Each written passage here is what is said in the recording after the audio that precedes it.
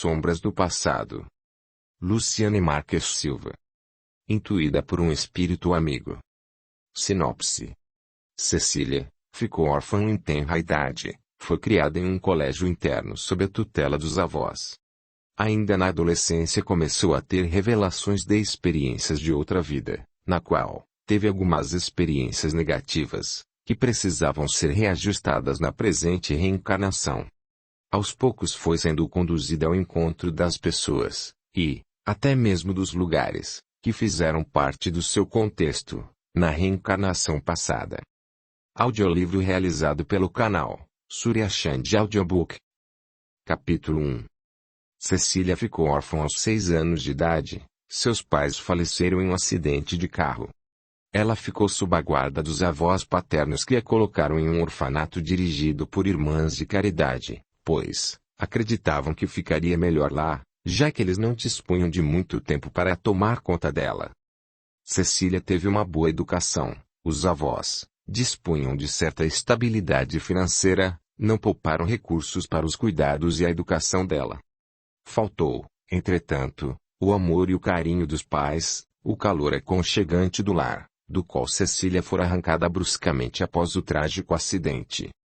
Cecília tornara-se uma bela jovem, aos 16 anos de idade. Alta, elegante, cabelos longos e ondulados e olhos claros. Tinha uma aparência tranquila, educada e amável com todos, porém tinha uma sombra de tristeza no olhar.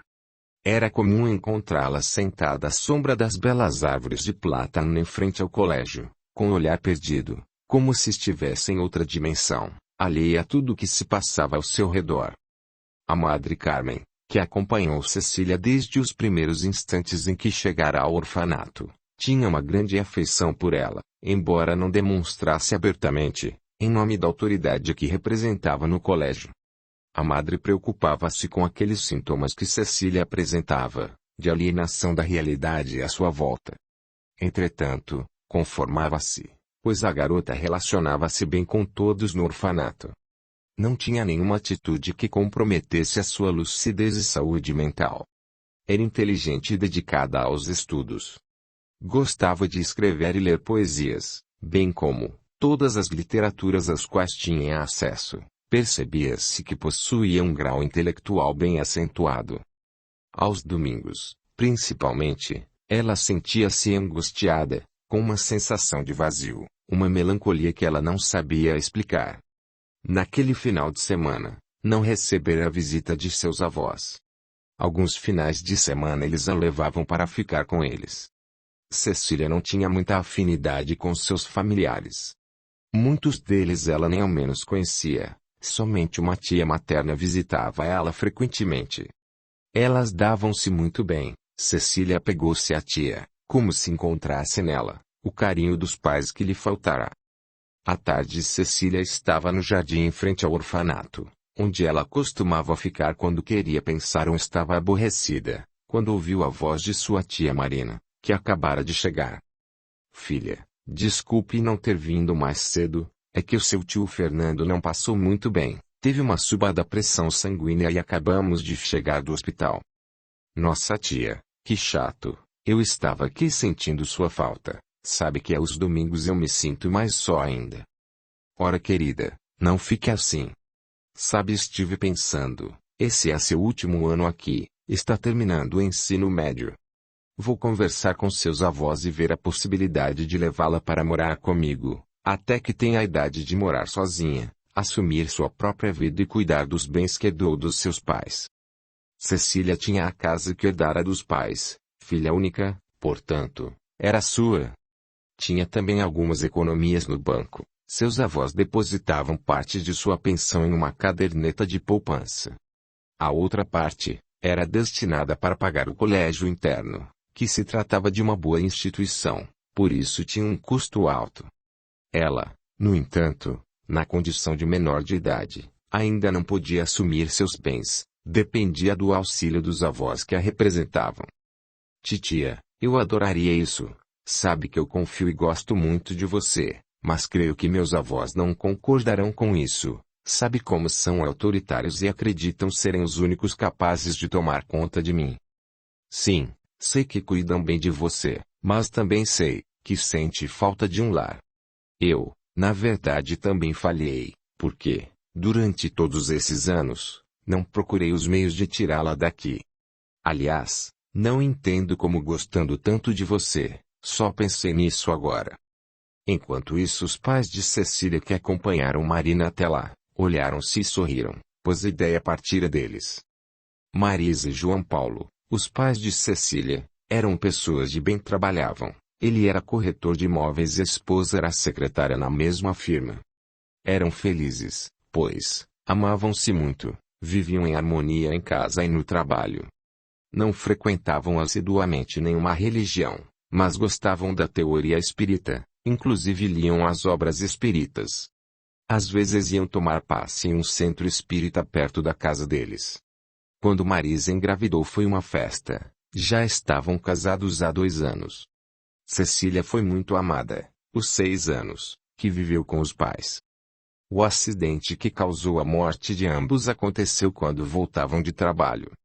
Não foi provocado por João Paulo, que dirigia cuidadosamente. Um motorista imprudente ultrapassou indevidamente um caminhão, o qual acabou batendo no carro deles. O escritório ficava no centro da cidade de São Paulo e a casa aproximadamente 15 quilômetros de distância. Nesse horário que voltavam para casa, por volta das 6 da tarde, o trânsito era intenso e nesse dia, aconteceu a inesperada tragédia. Ambos morreram no local. Embora fossem pessoas de boa índole, eles tiveram dificuldades de adaptação após o desencarne, porque não tinham exercido em vida a prática do desapego, ou seja, como muitas pessoas, não se prepararam para a realidade imensurável que é a morte. Vivem como fugindo do assunto e perdem grandes oportunidades de se prepararem para a grande viagem. No caso deles, tinha um agravante, que era a filha pequena. Essa situação da separação precoce jamais fora cogitada por eles. Então, não se conformavam com a ideia de deixar para trás a filha amada. No início queriam ficar no lar terreno. Quando se deram conta que a filha não estava mais lá também, foi desesperador. Procuraram por ela e a encontraram no orfanato. Ficaram lá por muito tempo tentando se aproximar dela. Mas, espíritos amigos e familiares, que já se encontravam no plano espiritual, convenceram-lhes de que a presença deles ali iria piorar a condição de sofrimento da menina, inclusive causando doenças físicas. A propósito, ela passara a ter febre alta e recusava a alimentação. Foram levados pelos benfeitores espirituais a um posto de socorro no mesmo centro espírita que frequentavam. Começaram a ser esclarecidos e levados a uma colônia de tratamento no plano espiritual, onde estudaram e entenderam o porquê da separação e de terem deixado a vida física ainda jovens. Agora, já esclarecidos e um pouco mais evoluídos, era permitido a eles visitarem a filha frequentemente e envolvê-la com eflúvios de paz e amor. Portanto, eles não gostavam de vê-la no colégio interno, por isso inspiravam a tia a tirá-la de lá. No início ficaram revoltados com os avós, mas depois foram orientados sobre os motivos e as causas que os levaram a tomar aquela atitude. Tudo isso ligado ao resgate dela, que tinha deixado de cumprir a missão de mãe em uma reencarnação passada. Capítulo 2. Cecília, na penúltima encarnação, fora filha de um rico fazendeiro, um senhor de engenho de Minas Gerais. João Manuel era o nome dele. Cecília na época chamava-se Catarina, era filha única e muito mimada, mas como costume da sociedade daquele tempo, queriam casá-la com um rapaz que estivesse ao mesmo nível social da família deles, alguém escolhido pelos pais. Catarina, portanto, na flor da juventude, apaixonou-se por um criado, um escravo branco, filho de mãe mulata com seu patrão de origem italiana. Henrique era muito bonito, e tinha uma cultura diferente dos demais escravos. Convivera na fazenda do pai com a família, de forma discreta. O pai dava-lhe certas regalias, cuidando para não ser descoberto pela esposa e as demais pessoas da sociedade.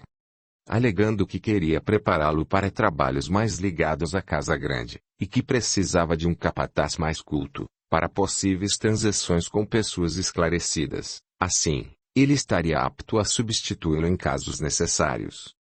Mas a esposa descobriu tudo e obrigou o marido a vendê-lo, O senhor o fez muito a contragosto, pois afeiçoara seu garoto. O fazendeiro, embora tivesse suas fraquezas, possuía um bom coração, mas frente às ameaças da esposa acabou cedendo às exigências dela, com medo de ser humilhado perante a sociedade.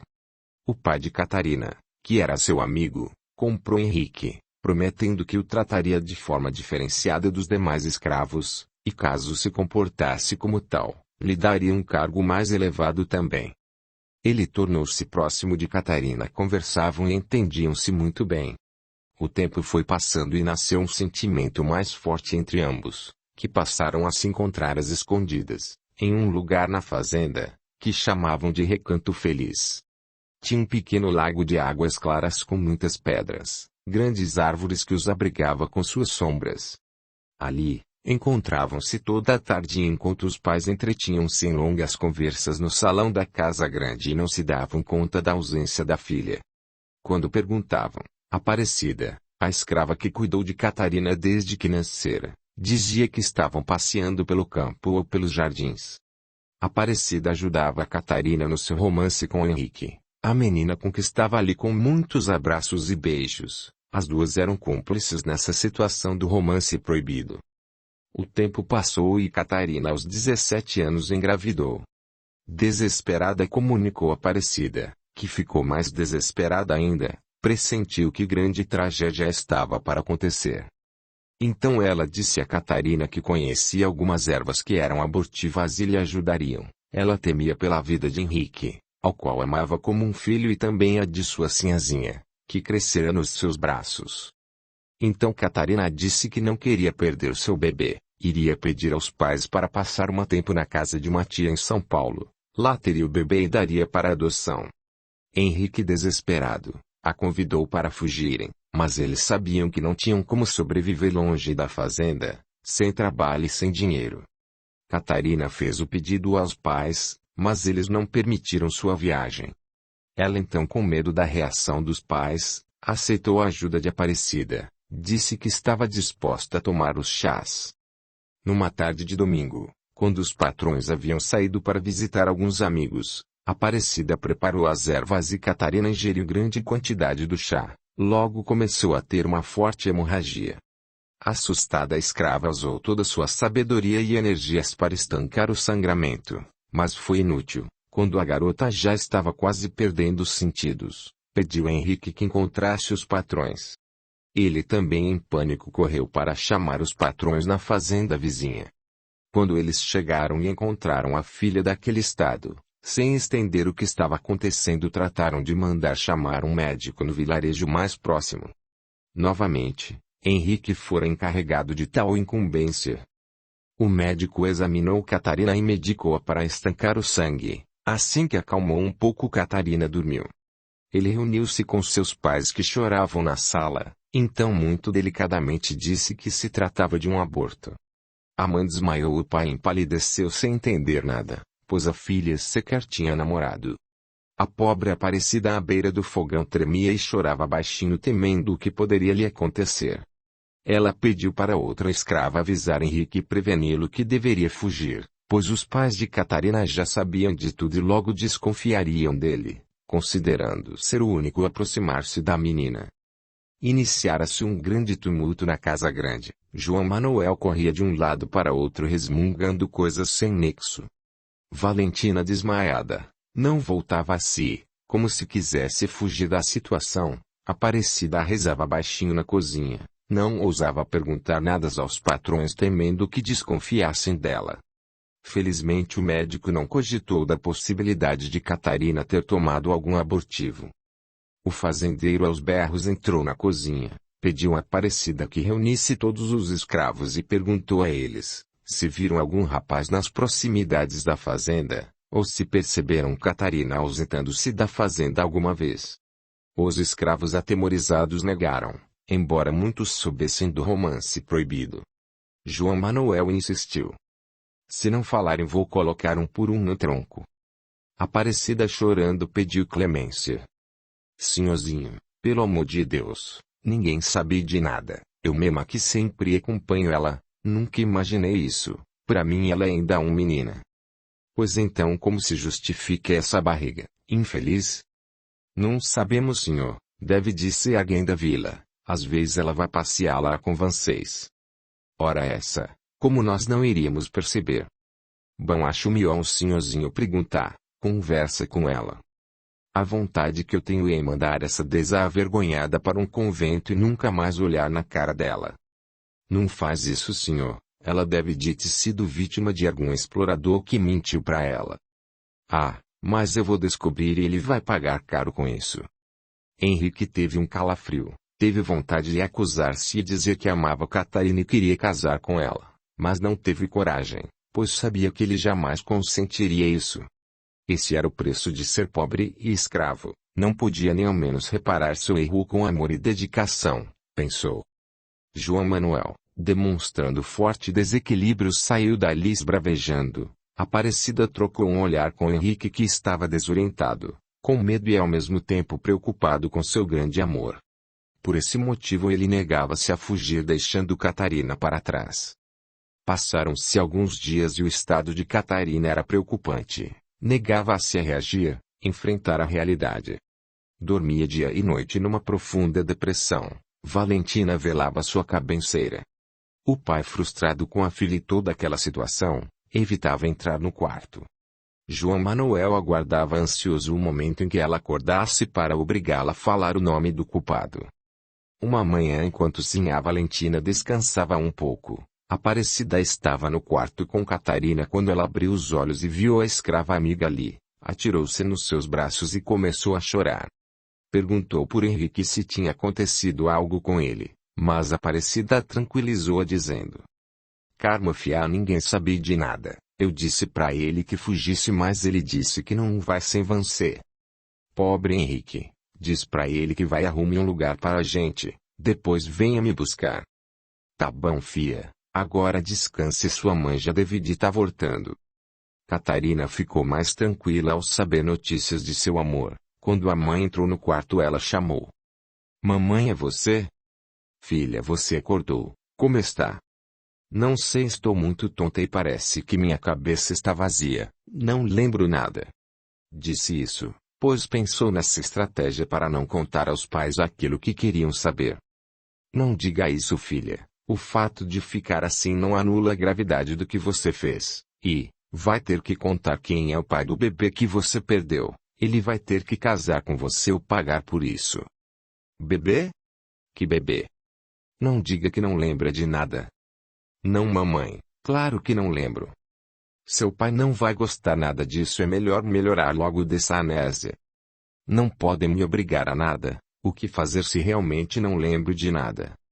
Nesse momento o pai, que estava no campo, entrou e Aparecida contou a novidade. Ele então entrou no quarto e viu filha sentada, sem ao menos perguntar como ela estava, foi perguntando: Quem é o pai? Quem é o bandido que fez isso com você? Calma, João, ela não lembra, nem ao menos que estava esperando um bebê. Disse Valentina, tentando acalmar a fúria do marido. Não pode ser, pensa que me engana, pode falar tudo ou vou interná-la num convento e nunca mais sairá de lá. Catarina começou a chorar. A mãe então disse, apoiando a atitude do pai: Isso mesmo, é melhor que fique lá a expor nossa família e todo esse escândalo. Catarina cobriu a cabeça e não respondeu. O pai, furioso, disse: Vou sair e quando volta, irei resolver essa situação de uma vez por todas. João Manuel retornou algumas horas depois e quando estava se dirigindo ao quarto da filha lembrou que Henrique, além de Aparecida, era quem mais tinha contato com Catarina. Jamais passou por sua cabeça suspeitar dele, mas imaginou que soubesse algo e estivesse escondendo para proteger-lhe. Ele então gritou para Aparecida: Chame Henrique aqui, eu quero falar com ele.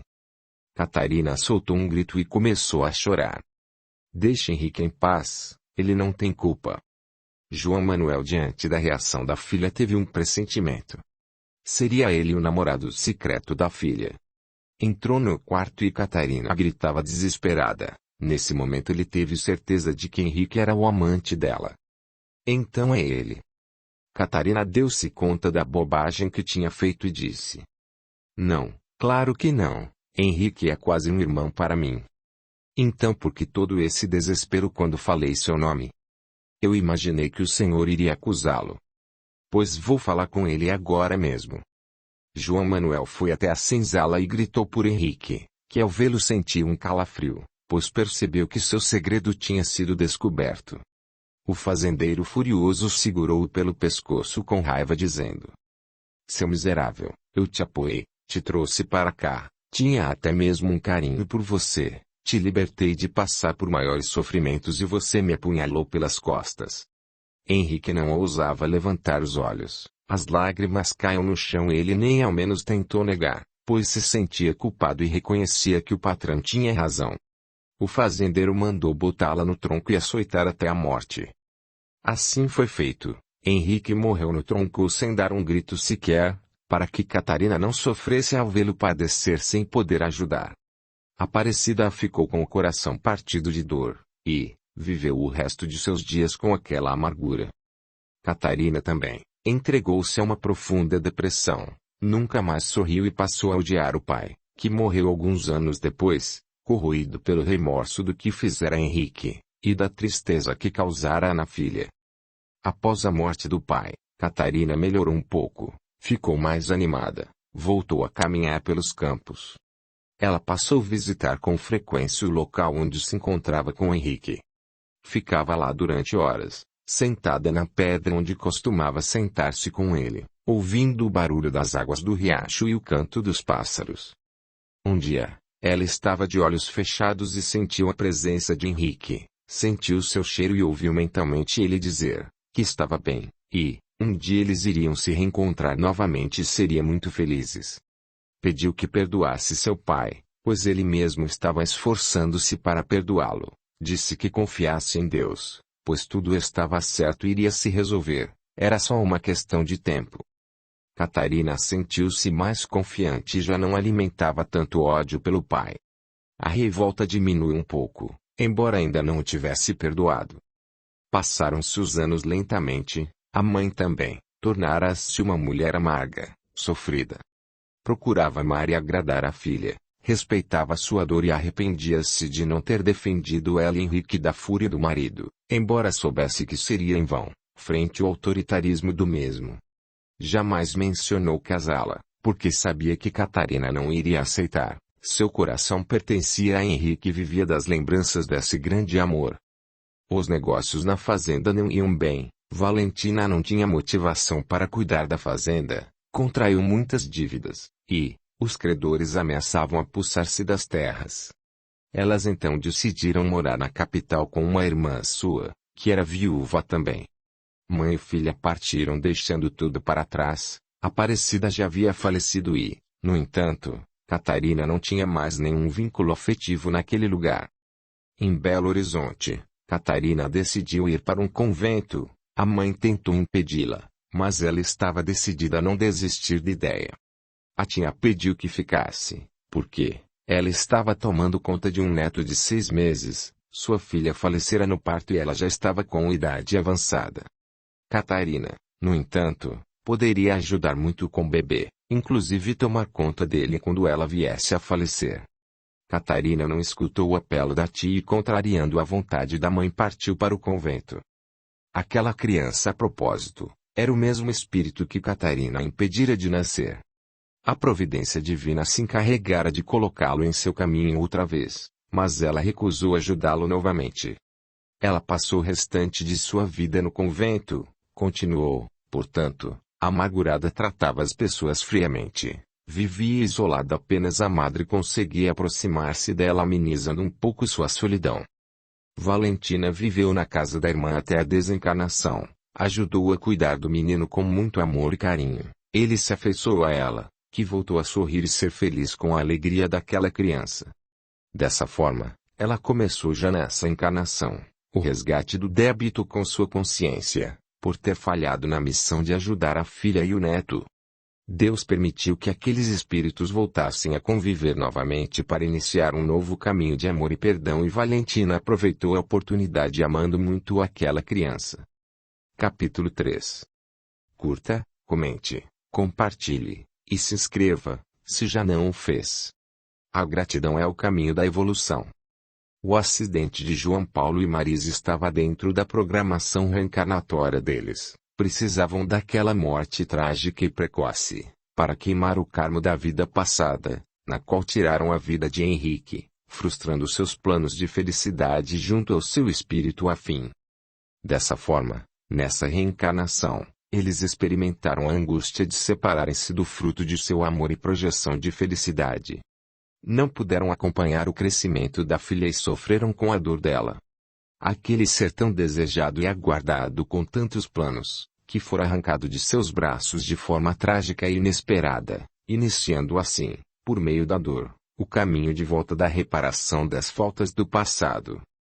Cecília, no pouco tempo que convivera com os pais, não teve tempo de receber as influências de sua memória espiritual, lembranças da outra vida, dos problemas que tivera com o pai. Ele, por sua vez, amou-a tanto que conseguiu neutralizar o ódio do passado, despertando nela sentimentos de amor. Cecília sentiu-se envolvida por todo o afeto e carinho dedicados a ela, sentimentos que sufocaram a mágoa e o ressentimento de outros tempos.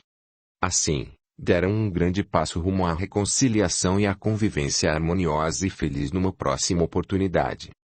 Cecília, por sua vez, precisava ficar sem a presença física dos pais, para iniciar seu resgate, valorizar a bênção de ter o amor e apoio dos pais. Ela que negara por 2 vezes a missão de ser mãe e ajudar, um ser frágil e dependente de amor e carinho. Ela fora egoísta, deixando-se envolver apenas pelo seu sofrimento, apegara-se demais à sua dor e negligenciara a oportunidade de ser útil àquele espírito, que precisava de uma oportunidade para evoluir também.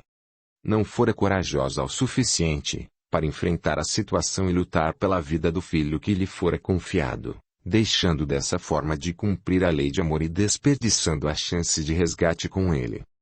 Os pais de Cecília, mais evoluídos pela participação de palestras e cursos no mundo espiritual, compreenderam e aceitaram a situação, vencendo a revolta que os acometera após o acidente.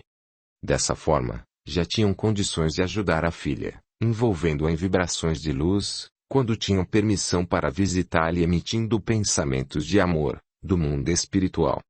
Essas energias fortaleciam Cecília, que apesar dos momentos de melancolia era serena e feliz ao seu modo. As professoras e as irmãs de caridade do colégio interno gostavam dela. Ela sentia-se bem ali, tinha sonhos com o antigo convento que vivera na encarnação passada. Às vezes tinha sensações que já tinha passado por situações semelhantes àquelas que vivenciava no momento. A tia de Cecília combinou com ela que no próximo final de semana iria levá-la para ficar em sua casa, pois ambas tinham muitas atividades para fazer. Entre elas, compras, pois percebera que a sobrinha precisava de algumas coisas. Roupas, perfumes, enfim, coisas do mulher. Marina na encarnação passada fora Aparecida, isso justificava porque se davam tão bem, eram as afinidades do passado, no qual as duas entendiam-se muito bem. Aparecida tinha um sentimento muito forte por ela, um amor imenso, que fez com que se dedicasse inteiramente a Catarina, sofreu junto com ela todas as dores, provenientes das desgraças que se acercaram dela, desde a gravidez até a morte de Henrique. Cecília estava animada naquele final de tarde, arrumou seu quarto, organizou seus livros e fez sua mala para ir para a casa da tia.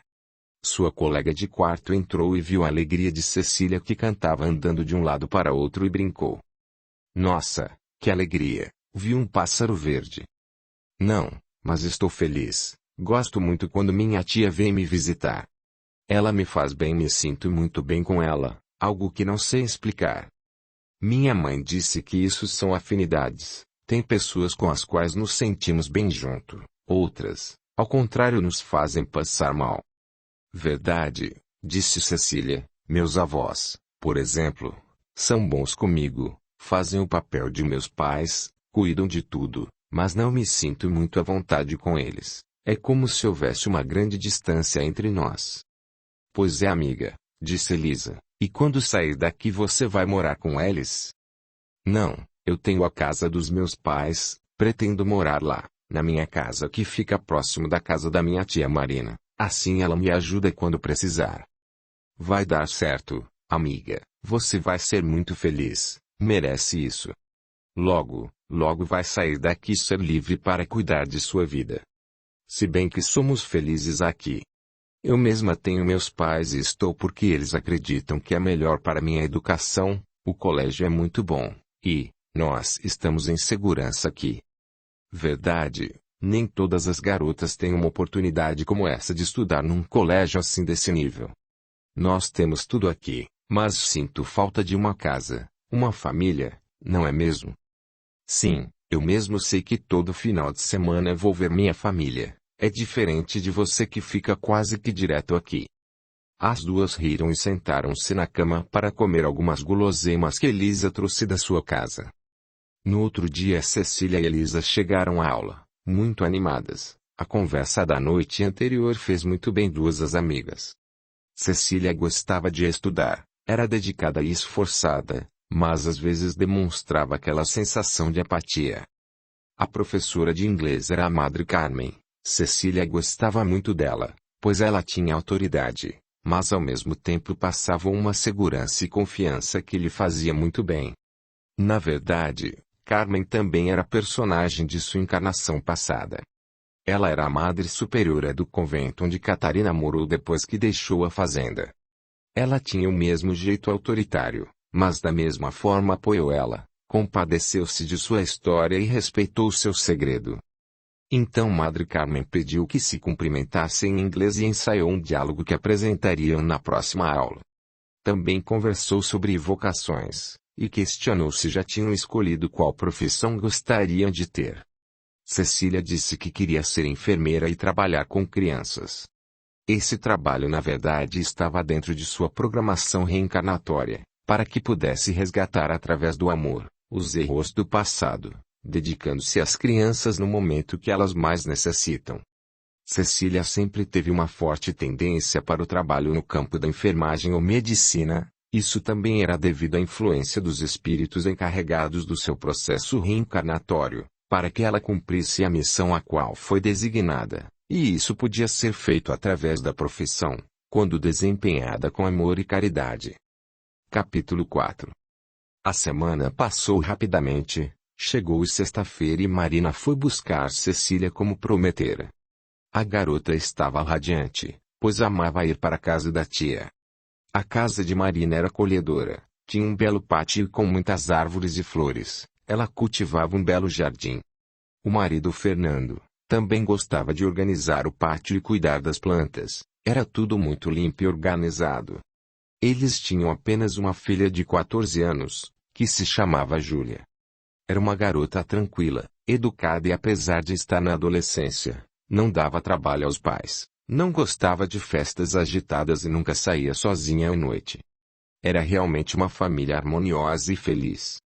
Todos gostavam muito de Cecília, Júlia dividia seu quarto com ela, as duas conversavam e brincavam até altas horas da noite. Júlia tinha piedade da prima, porque ela ficava isolada do mundo e pedia à mãe que a levasse para morar com eles. Marina prometeu à sobrinha que no sábado iriam à casa de seus avós e falariam com eles a respeito de Cecília ficar com ela até maior idade. Elas então começaram a se preparar psicologicamente e fizeram preces para abrandar o coração dos avós, para que eles consentissem o pedido delas. Os avós ficaram muito surpresos com a visita delas, porque Marina nunca os visitava. Quando precisava de alguma permissão para fazer algo com a sobrinha ligava para eles. Nossa, que bons ventos os trazem! Disse o seu Ernesto em tom de brincadeira. Bom, precisamos falar com vocês, podemos entrar? Perguntou Marina. Claro, respondeu Dulce, após beijar a neta. Marina delicadamente expôs o motivo da visita, e disse que se eles permitissem que Cecília ficasse em sua casa, buscariam essa liberação via judicial também, já que eles tinham a guarda dela. Alegou que a garota era jovem e precisava conviver com pessoas da mesma faixa etária. Lembrou-os de que tinha Júlia e elas tinham um ótimo relacionamento. Elas auxiliariam mutuamente nessa fase da adolescência na qual ambas estavam. Outro fator é que logo Cecília estaria deixando o colégio interno e tinha muitas coisas a decidir. onde o que estudar, até mesmo como vestir-se adequadamente fora do colégio, entre tantas outras situações, as quais iria se deparar nessa nova etapa da sua vida. Ernesto e Dulce pediram um tempo para pensar, mas admitiam que ela tinha razão. Dulce disse que nos seus 69 anos de idade, já não tinha mais tanta energia para acompanhar e conduzir uma adolescente. Elas então voltaram para casa, esperançosas, e ficaram à espera da resposta deles. Quando elas saíram, Ernesto e Dulce conversaram sobre o pedido de Marina. Pensando no assunto, eu acredito que de certa forma Marina tem razão. Já estamos em idade avançada, não temos tanta saúde e fôlego para assumir Cecília, com todas suas necessidades e problemas da juventude, com todos os desafios que certamente surgirão quando ela estiver fora do colégio, afirmou Ernesto. Sim, eu prometi ao meu filho que tomaria conta da menina, mas ela prefere a companhia dos tios e da prima. Claro, é compreensível, eles são mais jovens, tem a menina que é quase da sua idade. Pois eu estou quase convencido de que o melhor caminho é passar a guarda de Cecília para Marina e nós continuaremos ajudando, claro, e nos aproximando sempre que precisar de nossa ajuda. Os pais de Cecília, que estavam próximos dos avós, ajudando em vibrações para que eles aceitassem o pedido de Marina, sorriram felizes. Eles sabiam que isso era necessário para o cumprimento da missão da filha. João Paulo aproximou-se dos pais e os beijou na destra num gesto de agradecimento. À tardinha o telefone tocou na casa de Marina. Ela correu para atender, e estava aflita esperando a resposta de Ernesto e Dulce. Realmente era Ernesto que estava ao telefone. Estivemos pensando, Marina, e chegamos à conclusão de que você tem razão. Nós já não temos estruturas físicas nem psicológicas para assumir uma filha jovem. Acredito que, na verdade, foi isso que nos levou a colocá-la no colégio interno. De certa forma, estávamos adiando o momento de assumi-la por inteiro, com medo das responsabilidades e mudanças, que obviamente aconteceriam na nossa rotina. Então foi uma espécie de fuga, mas não quero que nos entendam mal. Nós amamos a menina e queremos ficar perto dela, se ela nos quiser, é claro. Claro que ela vai querer, respondeu Marina. O fato de querer morar conosco também não quer dizer que ela não ame vocês, é apenas uma questão de afinidade. Nós sempre nos demos bem. Depois tem a Júlia, elas são uma para outra irmã que não te verem. Eles despediram-se e, Marina radiante abraça a Cecília comemorando. Todos da família se juntaram àquele abraço. Oba, isso é motivo de uma comemoração especial, disse Fernando. Vamos todos jantar fora. Ok, vamos sim, concordou Marina. Marina combinou com os avós de Cecília que na segunda-feira iriam ao fórum para dar início no processo de transferência da guarda da sobrinha para ele e Fernando. Precisavam ainda comunicar no colégio que a menina não mais ficaria interna lá. Ela voltaria para casa no final do dia, assim que estivesse tudo certo com a parte burocrática junto à justiça. Foi um final de semana muito feliz na casa de Marina. Passearam e divertiram-se muito. Cecília, feliz, disse que contaria os dias para poder ficar de vez com eles. Júlia também estava ansiosa para ter a prima morando em sua casa. Ela comentou com a mãe que Cecília seria a irmã que ela sempre desejou ter. Capítulo 5. Chegou segunda-feira. Cecília voltou ao colégio, mas não estava muito animada pelas aulas, como de costume. Essa perspectiva de morar com a tia mexeu muito com ela. Parece que acordou uma saudade do lar que estava adormecida no seu subconsciente. A colega Elisa logo percebeu e perguntou se estava tudo bem. Cecília respondeu que sim, só estava um pouco ansiosa. Calma, amiga. Vai dar tudo certo, logo você estará em seu novo lar. Tomara, estou aguardando notícias. Minha tia irá ao fórum hoje. Ok, então vamos rezar para dar tudo certo. Agora vamos estudar, amiga. Cecília estava sentindo-se um pouco estranha. Parecia que estava distante do plano físico. Sentiu uma tontura e ouviu um zumbido muito forte nos ouvidos. Cecília, você está bem? Perguntou Madre Carmen, que acabara de entrar e reparou na expressão fisionômica da garota algo estranho, que ela não se encontrava em estado normal. Cecília começou a suar frio, ficou trêmula e desmaiou. Foi uma correria, seus colegas e professores em pânico. Logo chegou uma ambulância com um médico e 2 enfermeiras. O médico atendeu Cecília, não percebeu nenhuma alteração grave, a pressão estava normal, batimentos cardíacos também. Após alguns minutos ela acordou sem saber o que estava acontecendo e estranhou a presença deles ao seu redor. Madre Carmen sugeriu que ela fosse até o hospital realizar alguns exames para diagnosticar a causa do desmaio, mas ela negou-se. Cecília disse que estava bem e não estava sentindo nada. O médico, portanto, insistiu com ela para acompanhá-los. Cecília então acabou cedendo e aceitou ir ao hospital. Cecília submeteu-se a vários exames de emergência. Todas as possíveis causas do desmaio foram investigadas. Os avós, preocupados, pediram ao médico um atestado. Eles acreditavam que poderia ser cansaço, pois a neta estudava muito e era muito dedicada. Talvez estivesse estressada, precisando repousar um pouco. Ernesto e Dulce levaram a neta para casa enquanto esperavam o resultado dos exames. Cecília parecia ter perdido a vontade de viver. Estava sempre distraída, apática e não queria voltar ao colégio. Os avós estavam perdidos sem saber o que fazer frente àquela situação, não sabiam como poderiam ajudar a neta. Marina visitava a sobrinha todo dia, era a única pessoa com quem ela conversava e até mesmo se alegrava um pouco. Marina então convenceu Ernesto e Dulce de que seria melhor levar a menina para sua casa. Eles permitiram pensando no melhor para a neta. Chegara quinta-feira, Cecília tinha testado somente para aquela semana. Marina conversou com ela, preparando-a para sua volta às aulas na próxima semana. A garota começou a passar mal novamente. Calma, filha, disse a tia aflita. Fique calma, meu anjo. Vamos resolver isso de forma que fique bem para você. Não vou te obrigar a voltar às aulas sem antes entender o que se passa com você. Cecília respirou e começou a se acalmar. Marina preparou um chá calmante e ela adormeceu. Seu sono, portanto, era agitado.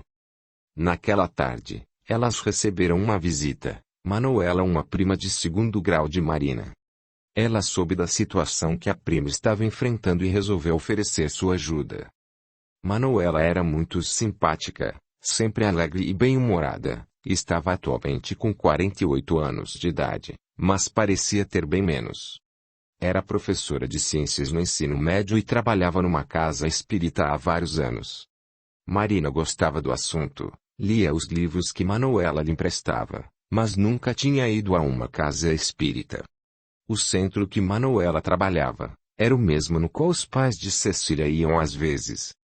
Nada é por acaso. João Paulo e Marisa estavam há alguns dias intuindo ela para que visitasse Marina, porque Cecília estava precisando de ajuda espiritual e ela era a única pessoa que poderia servir de ponte, já que os avós não tinham conhecimento do assunto, nem tampouco acreditavam. Manuela percebeu que Cecília estava precisando de ajuda espiritual, que havia entidades espirituais à sua volta. Ela era médium vidente, mas para saber as causas do problema e o tratamento adequado ela precisaria ir a um centro espírita. Ela então perguntou a Marina como eram as crises que Cecília tinha. Bom, respondeu Marina, ela sente-se fraca com sudorese e na última vez ela chegou a desmaiar e ficou desacordada por aproximadamente meia hora. Mas ela sempre teve uns momentos de distração, parece estar em outra dimensão. Olha, vou falar uma coisa. Se não gostarem, tudo bem, eu vou entender, mas é minha obrigação falar, pois minha tarefa neste plano é ajudar os espíritos encarnados e desencarnados. Isso que está acontecendo com ela é espiritual. O médico não vai encontrar nenhuma doença física, porque o problema não está no corpo e sim no espírito. Mas se não tratar pode ser grave, se ela não buscar ajuda para resolver ou lidar com a situação. Eu acredito, disse Marisa. Você sabe que já li bastante apesar de não frequentar casa espírita, eu conheço bastante do assunto. Também acho muito estranho, os exames dela estão todos normais, e, agora essa situação, ela não quer voltar ao colégio. Precisamos conversar com ela com jeitinho e ver se ela aceita ajuda. Caso se negue ao cetro espírita, eu levo o nome dela para iniciar um tratamento à distância. É bem provável que ela não aceite assim tão fácil. Como você sabe, foi criada em colégio de freira e a Igreja Católica não aceita os princípios da doutrina espírita. Vamos ter um grande trabalho, acredito. Marina chamou Cecília, que estava no quarto assistindo um filme com Júlia. Marisa apresentou a prima a elas, e disse a Cecília, que Manuela fora amiga de seus pais também. Muito prazer, Cecília, você é uma bela moça, parecida com sua mãe. Você conheceu meus pais então? Perguntou Cecília. Sim, querida, nós éramos amigos. Eles às vezes iam ao centro espírita no qual trabalho. Verdade? Meus pais iam a um centro espírita. Você nunca me falou isso, titia. Pois é, na verdade nunca tivemos muito tempo para conversar, mas agora quando você vir morar conosco teremos bastante tempo para conversar. Eu vou lhe falar tudo o que sei a respeito de seus pais. Sua tia tem razão, Cecília, disse Manuela. Você precisa saber mais sobre seus pais. Eles iam à casa espírita. Sim, não frequentavam assiduamente, mas pode ter certeza que isso ajudou muito eles quando desencarnaram. A fé no porvir e o conhecimento do que nos espera no outro lado é muito importante, pois facilita a nossa passagem para um outro plano. Gostaria tanto de acreditar que eles estão vivos em algum lugar. Gostaria? Pois então estude o assunto. Posso te indicar umas obras que vão te auxiliar nesse princípio de leitura das obras espíritas. Sério? Nunca pensei um dia me interessar por espiritismo, mas do jeito que vocês estão falando dos meus pais, fiquei curiosa para conhecer mais sobre essa crença deles. Que bom, querida, disse Manuela. Isso também vai te ajudar com esses problemas os quais você está enfrentando. Se quiser nos fazer uma visita, conhecer nossa biblioteca, estaremos à disposição. Sim, gostaria, acho. Combinado, disse Manuela. Amanhã sábado temos reunião às 14 horas. Venho apanhar vocês. Não precisa, disse Marina. Eu levo-a, estou precisando ir também. Ok, melhor assim, disse Manuela. Vão juntas. Aguardo vocês lá amanhã. Procurem chegar mais cedo para a gente conversar um pouco antes do início dos trabalhos. Manuela despediu-se e Cecília ficou pensativa. Não comentou nada e voltou ao quarto com Júlia. No outro dia Cecília acordou bem disposta. Então Marina se arriscou a perguntar. Então, filha, preparada para ir ao centro espírita? Sim, titia. Essa noite eu tive um lindo sonho com mamãe e papai. Sonhei que nós estávamos num parque maravilhoso, uma paz, e eles me falavam que devemos aproveitar nosso tempo de vida para aprender coisas referentes ao nosso espírito. Disseram que muitas pessoas vivem como se nunca fossem morrer, e depois sofrem muito após a desencarnação. Eles pediram-me que confiasse em Manuela, que ela pode me ajudar, porque é uma pessoa de bem e tem bastante experiência no campo da espiritualidade. Marina não conteve as lágrimas. Ela percebeu que a mão da irmã e do cunhado amparando a filha, naquele momento difícil na vida delas. Que bom, minha filha, agora senti uma imensa saudade deles. Que bom que esse sonho te fez tão bem. Elas abraçaram-se e choraram enquanto as duas testemunhas desencarnadas sorriam felizes e satisfeitas com o resultado de seu trabalho. Capítulo 6. Marina e Cecília chegaram ao centro espírita 20 minutos mais cedo e foram procurar por Manuela, que ficou muito feliz ao vê-las. Ela então pediu que entrassem e as levou a uma sala onde era feito o atendimento fraterno, para que pudessem conversar à vontade. Manuela acreditava que era importante esclarecer algumas coisas a Cecília, que estava indo a uma casa espírita pela primeira vez. Bem, querida, estou muito feliz com sua presença. Gostaria, no entanto, que você soubesse algumas coisas a respeito do espiritismo, que não é apenas uma religião, mas uma filosofia, que explica e esclarece pontos concomitantemente com a ciência. Não é nada fantasioso e sobrenatural como alguns acreditavam. O fato de se trabalhar com os espíritos é algo natural, considerando que nós somos espíritos, apenas estamos ainda na condição de encarnados, e, para isso precisamos desse corpo de matéria, compatível com o nível evolutivo deste planeta. Pensemos da seguinte maneira: quem anima este corpo? O que faz com que pensemos, que nos impulsiona com energias, ou seja, é o combustível que nos move. É o espírito claro. Um corpo sem espírito é como um carro sem motor. Então, dentro desse ponto de vista, é natural que após a morte, a vida continue e a atividade do espírito também. Essa atividade, portanto, é de acordo com o papel que ele representou na Terra. Os mais evoluídos continuam colaborando com as obras do bem, e os menos evoluídos envolvem-se com outros espíritos sofredores e trabalhos menos dignos. Assim, sofrem com seus erros até que os reconheçam, e sejam socorridos pelos espíritos trabalhadores do bem, algumas vezes, até mesmo por familiares que já evoluíram no plano espiritual. Isso é apenas um começo. O porquê da doutrina se chamar doutrina dos espíritos, aos poucos você vai entendendo.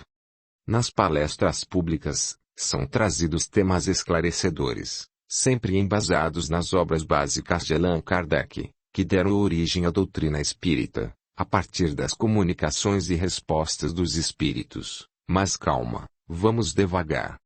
Nós temos uma ótima biblioteca aqui na casa para você tirar todas as dúvidas, caso queira, é claro. Audiolivro realizado pelo canal Surya Chand Audiobook. Elas então passaram para a sala de palestras. Cecília estava emocionada com aquele ambiente com tanta calma, a música suave e a fisionomia serena das pessoas. Nunca tinha experimentado aquela sensação antes, mas naquele momento lembrou-se do sonho que tivera com os pais e sentiu-se segura ali.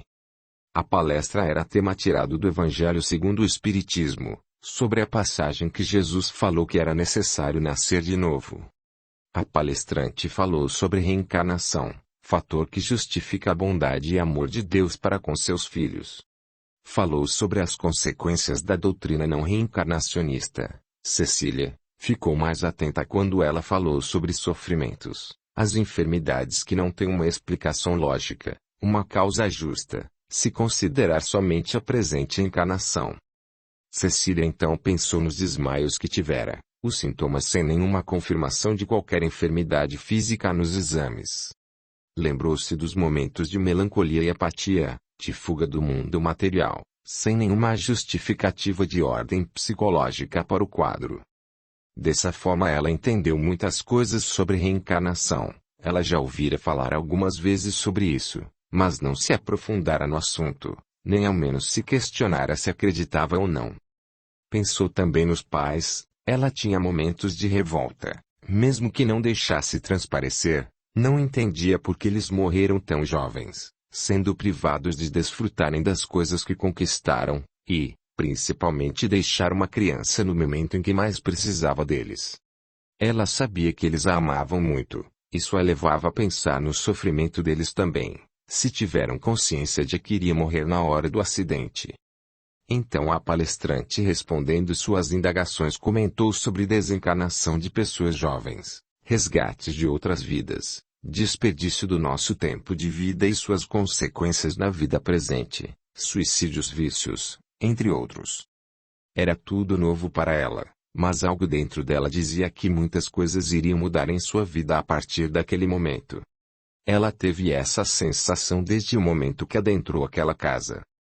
Terminada a palestra, Manuela veio falar com elas e saber como tinham se sentido. Eu estou muito bem, respondeu Marina, leve, como há muito não me sentia. Eu também estou ótima também, disse Cecília, com uma sensação de leveza e bem-estar. Gostei do que ouvi na palestra. O passe também foi maravilhoso, me senti nas nuvens por alguns segundos. Legal, disse Manuela, agora vamos pegar o livro que prometi a você. Manuela deu a Cecília um exemplar do Evangelho segundo o Espiritismo e o livro Violetas na Janela. O Evangelho, disse Manuela, é um livro para ser lido todo dia, como estudo e também sempre que tiver necessidade. Quando se sentir mal, tiver alguma sensação estranha, você abre e lê uma página, isso vai te ajudar muito, podes crer. São as passagens de Jesus, o Novo Testamento, à luz da doutrina espírita. Leia todo ele desde o início, para que você possa entender melhor. Este outro é um romance e trata-se de uma leitura leve para iniciantes no mundo da literatura espírita. Acho que você gostar. Obrigada, vou ler sim, pode ficar tranquila, quero melhorar e aprender coisas novas. Cecília e Marina despediram-se de Manuela e voltaram para casa alegres e cheias de esperança de que tudo iria dar certo.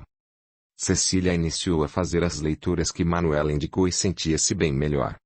Chegou segunda-feira, e ela precisava voltar ao colégio. Sua tia recomendou-lhe que não comentasse nada com as irmãs de caridade sobre a casa espírita, para não criar atritos e ouvir críticas que poderia desestimulá-la nesse início de caminhada na nova fé. Cecília fez um grande esforço para voltar ao colégio, pois perdera o entusiasmo pela instituição. Conversando com sua colega Elisa, ela contou o que estava acontecendo e amigas sugeriu que ela deveria ficar morando na casa de sua tia. Cecília concordou com a colega, mas não dependia somente dela, tinha as questões burocráticas para ela poder deixar o colégio de vez. No final de semana ela conversou com a tia sobre sua vontade de deixar o regime interno do colégio, pois ela não se sentia mais à vontade com as regras do colégio, talvez pela situação delicada pela qual estava passando. Marina concordou, pois Cecília agora mais do que nunca, estava precisando do calor de um lar, do consolo e carinho da família. Prometeu então que falaria com seus avós. Com toda a confusão da enfermidade de Cecília, Ernesto e Dulce esqueceram a visita ao fórum, que haviam combinado com Marina, que a propósito, também não se lembrou do combinado. Eles então o marcaram novamente para o dia seguinte. Ernesto, Dulce e Marina chegaram ao fórum no horário combinado. Colocaram a real situação ao promotor, que compreendeu a preocupação dos avós como o futuro da neta, e o desejo da tia de ajudá-la. Ele, então, analisou a situação e reconheceu que o pedido tinha uma causa justa e ficou tudo acertado. Disse que daria andamento aos trâmites legais, para que Marina tivesse a guarda provisória e Cecília pudesse ficar com ela. Acrescentou que com esse documento, Marina passaria a ser a representante legal da garota, e poderia levá-la para morar em sua casa. Eles saíram felizes do fórum. Marina acertou tudo com os avós de Cecília. Eles permitiram que a neta ficasse na casa dela. Agora precisavam resolver a situação junto à diretoria do colégio, mas decidiram que caso não fosse permitido a Cecília não pernoitar mais no colégio, pediriam a transferência dela.